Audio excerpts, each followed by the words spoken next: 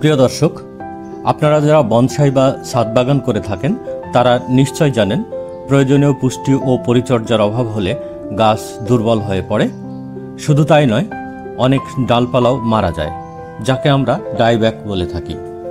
এর ফলে বনসাই তার আসল শেপটা হারিয়ে ফেলে। দেখুন, এই গাছটি এমনিতে অবহেলায় পড়েছিল, তার ওপর ছোট পটে সারভাইভ করতে পারছে না, ফলে ভেতরে ভেতরে অনেক ডাল মারা গেছে এবং শেপটাও আস্তে আস্তে নষ্ট হয়ে যাচ্ছে।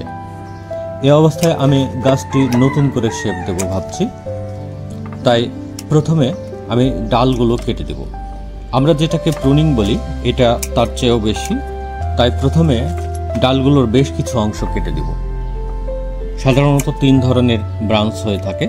প্রথমত প্রাইমারি ব্রাঞ্চ, যেটা সরাসরি কাণ্ড থেকে বের হয়ে তৈরি হয়। এরপর রয়েছে সেকেন্ডারি ব্রাঞ্চ, যেটা প্রাইমারি ব্রাঞ্চ থেকে তৈরি হয়, এবং তারপর রয়েছে টারশিয়ারি ব্রাঞ্চ, যেগুলো সেকেন্ডারি ব্রাঞ্চ থেকে তৈরি হয়। এবং টারশিয়ারি ব্রাঞ্চের পরে আমরা সাধারণত পাতা নিয়ে থাকি এবং তারপর একটা পরিপূর্ণ বনসাইয়ে পরিণত হয়।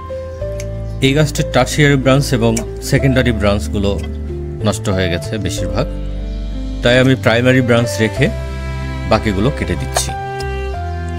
এবার বেশি করে খাদ্য দিয়ে বড় পটে বসিয়ে দেব। আশা করি 2-3 মাসের মধ্যে পুনরায় জীবন ফিরে পাবে।